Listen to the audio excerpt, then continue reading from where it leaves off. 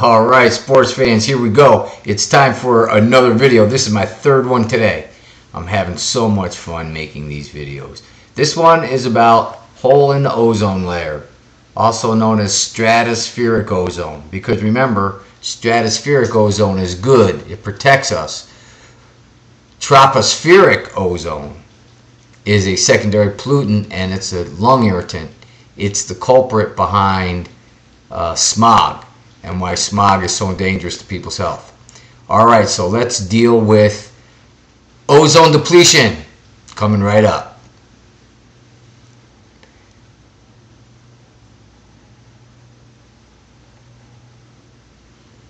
Okay, so just how does ozone in the stratosphere work? I mean, why doesn't it get used up if it's doing all this blocking and everything? Well, the answer is O2 is being broken down by UV rays into two monoatomic oxygen atoms. Those monoatomic atoms can attach to another nearby O2 to form O3. Once the O3 is formed, it can react with UV, and it's mostly the B here, can react with UVB, and it forms O2 plus O. So it's a cycle back and forth and back and forth. O2 becomes O, the O reacts with another O2. Then it absorbs, O3 absorbs UVB and becomes O2 and O. So the ozone up in the stratosphere should never really be gone. It's a constant cycle. Most of the O2 that's in the stratosphere stays O2.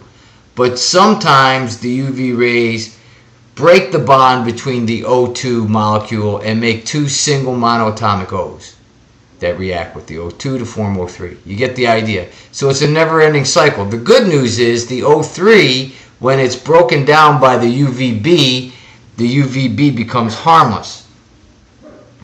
So that's how the ozone layer actually absorbs UVB and a little bit of UVC. The important thing to note is 99% of it's absorbed, and without that, life could not exist on the planet. Pure and simple. Now, we're not saying that you would instantly die. You know what I've been telling you. You'd be a crispy critter. You would get a sunburn in minutes. Well, guess what? Think of all of the plants that are part of the ecosystem that provide all of the primary productivity that we need. They can't withstand that added UV radiation. Most of the organisms on the planet are, what's the word I'm looking for? More delicate than we are, than our skin is. So they could not possibly live long enough to survive in that new UV world. We could, and especially if you bundle up. Remember something about UV radiation. I mean, it doesn't really penetrate even something as thin as clothing. That's why people wear, like those Columbia shirts. It gives them UV protection. So just something as thin as a shirt can protect you from the UV rays. Obviously, then, the ozone in the stratosphere reduces our risks of sunburn, and really only if you stay out and exposed to it for extended periods will you get a sunburn. Now, how do you protect yourself from getting sunburn? I'm going to do a whole nother lesson on skin cancer. But basically, you know how this works.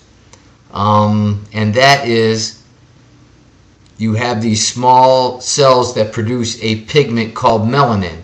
Those cells are called melanocytes, and they produce the melanin. When your skin is put in a position to absorb damaging rays of any kind, your skin will be triggered to produce melanin by the melanocytes. All right, well, the formation and the breakdown are cyclical and normal in the stratosphere. I just told you how that works. The hole in the ozone was first noticed near the poles, so that breakdown that happened far worse at the poles, and that's why it took us so long really to notice it, because there's not a lot of life up there. So people weren't getting worse sunburns when we had ozone depletion. Not a lot of people live there. I mean, nobody lives in Antarctica. So it took us quite a while for us to discover the problem. The good news is scientists did a lot of experimentation and figured out what the problem was, and were able to deal with it. Ozone is a trace gas present in the Earth's atmosphere. More than 90% of this ozone is contained in the stratospheric ozone layer. This layer protects living organisms on the Earth's surface by absorbing harmful ultraviolet radiation from the sun. An ozone molecule consists of 3 oxygen atoms.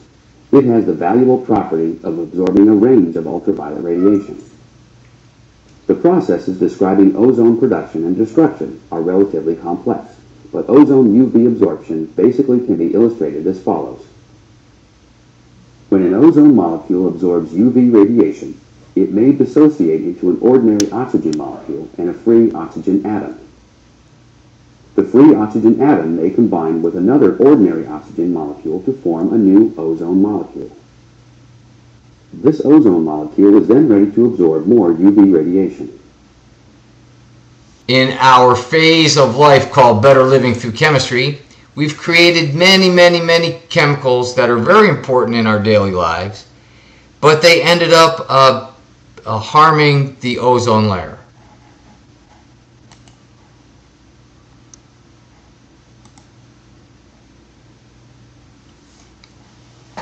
You can think about these other ones, maybe recognize them if you saw them on a list, like if they listed 4 of them and then the 5th choice was all of the above. If you recognize these chemicals, that would be good as ozone depleting chemicals.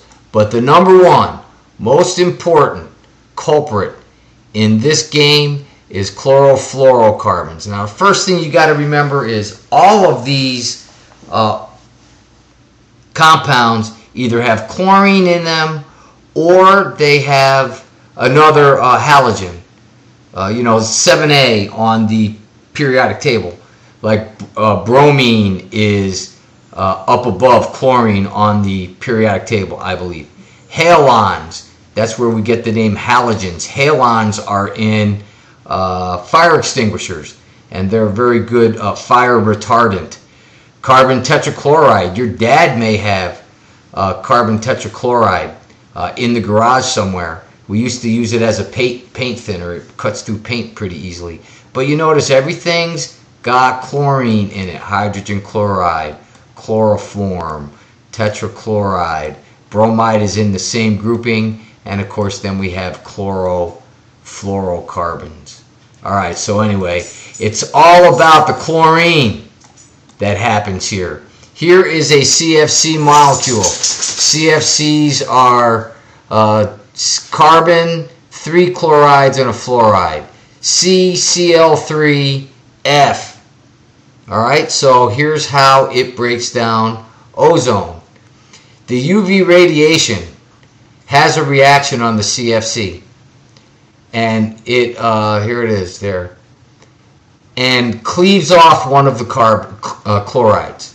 And there's the chloride right there. Now, here's what happens up in the stratosphere. This chloride atom attacks an O3, and the attraction between chloride and one of the end oxygens in ozone is too strong of an attraction. So what happens is one of the oxygens is ripped away from the O3. Of course, now we don't have O3 anymore. We have ClO and we have O2. Now this free oxygen will also react with any monoatomic oxygen that seems to be in the area. And what happens then is this attraction is stronger than the one that we just saw, and so now the oxygen disappears. It forms with O to form O2, and that molecule is right here. And that frees up the chlorine to do more damage again. Here are the things for you to remember about CFCs. First of all, a CFC that was put into the atmosphere 30 years ago might still be up there doing damage. That's our best estimates. So when this CFC gets broken down, this individual chloride atom can cycle through this process and destroy thousands and thousands of ozone molecules as it continually goes through this cycle. That's the first point to remember. So even though we have banned CFCs, and they're not the problem that they once were, there are still chlorides up there breaking down ozone. The good news is there are not as many as there used to be. And so therefore, the healing process has begun on the ozone layer. These other chemicals, they are not widely used, so they have not been banned. It's CFCs that have been banned. Here's what else I want you to remember. What are CFCs? Principally, they are used as refrigerants. And they were, back in the day, used as an aerosol propellant. So it was the chlorofluorocarbons in the can that pushed the hairspray out through the nozzle when you push down on the nozzle.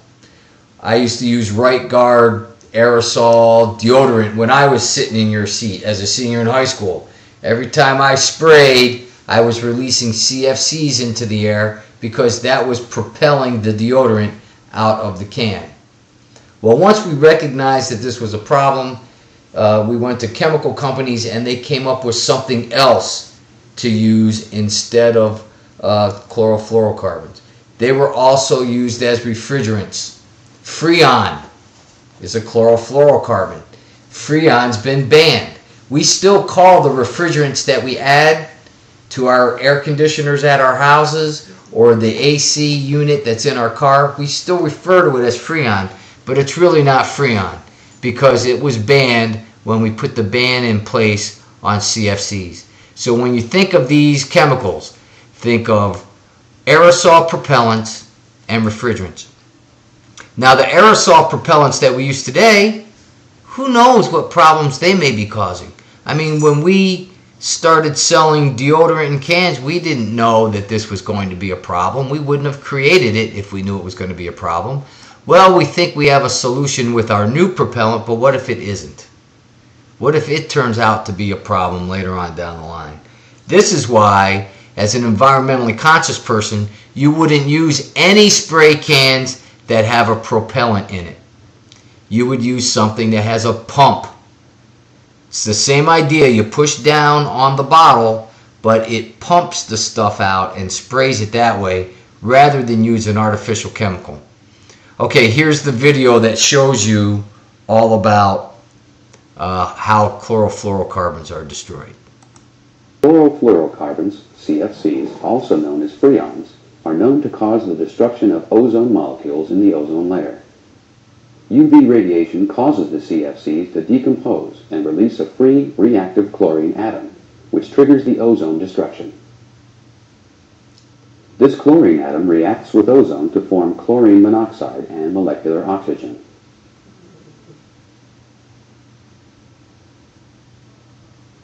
Chlorine monoxide then reacts with atomic oxygen to form molecular oxygen and a single atom of chlorine. The result is the net removal of an ozone molecule and an oxygen atom that could recombine with molecular oxygen to form a new ozone molecule.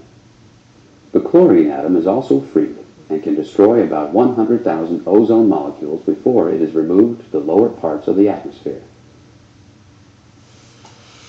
And that will happen over many years. Some CFCs that I sprayed into the air when I was a senior in high school, probably still up there doing damage.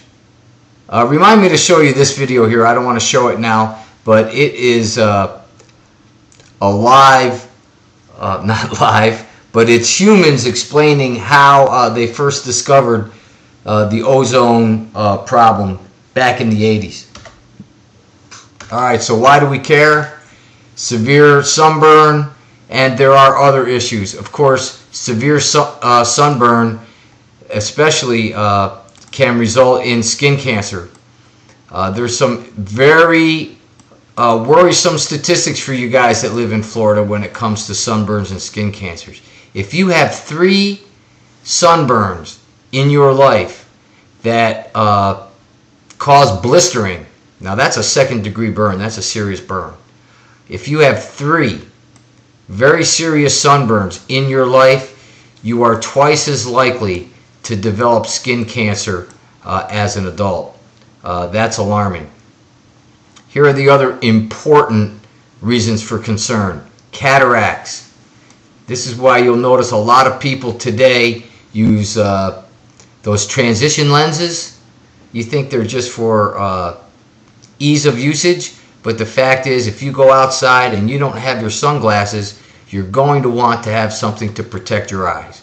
Because remember, not all the UV rays are blocked by the ozone layer. Most of them are, and that's why you get a sunburn if you're out in the sun too long, because some of the UV rays still get through. Cataracts are a direct result of being out in the sun too much. So make sure you protect your eyes. Don't just let your sunglasses be a fashion statement. Get something that works for you. Exposure to UV rays can also increase acid deposition, which you know is a big problem out in the ecosystem. We've already covered the lakes, the forests,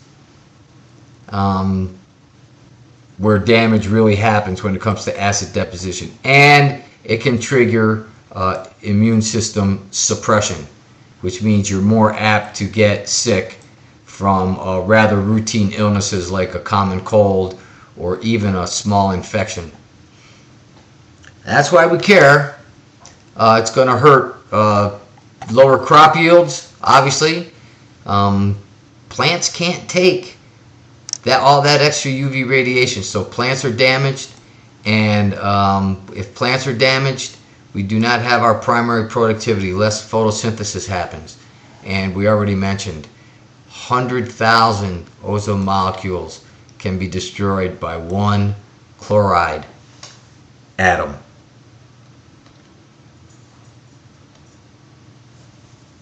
And I think we've hit all of these things. Increases in ozone depletion let more UV rays in. Do you remember that process that I told you that you had to know about photochemical smog and how it's made? UV rays. So if the more UV gets through, you're going to increase the reaction that happens in the atmosphere with smog. All of these other things should make sense. Phytoplankton is a single-celled photosynthesizer on the ocean surface. Increased UV rays will kill them, and that disrupts the entire aquatic food chain. All of this should make sense to you. Make sure that it does. All right, I'm going to refer to my notes here and see what else we need to cover in this area. I think that's it for ozone depletion. I want to do a whole nother lesson on skin cancer, and I will do that in class. I'm not going to do that in a video, I don't think. All right, so what are the solutions to ozone depletion? Oh, okay, I got this thing here. Just wanted to cover all of the deals. CFCs, also known as CFC11 and CFC12, they were in styrofoam. You know, the styrofoam cups that we have today are not really made of styrofoam. They're made of some other substance. We still call them styrofoam, just like we still call Freon, but it's not really styrofoam. It really does not have CFCs in it. All right, here are the solutions. These are memorization. You've got to know these. You've got to memorize these UN meetings that happen. The first one is called the Montreal Protocol. It happened in 1987. Whenever the UN gets together to discuss an environmental issue, they try to come up with some kind of a plan to save the day. The problem is, because the UN has no real power, individual countries have to agree to the protocol. The Montreal Protocol, I'm trying to remember this now, the Montreal Protocol, obviously it's called that because they met in Montreal in 1987, was an agreement to decrease chlorofluorocarbons to, oh boy, I can't remember, so I'm not even gonna go there. I will look it up and I'll tell you in class. But here's what's important for you to remember.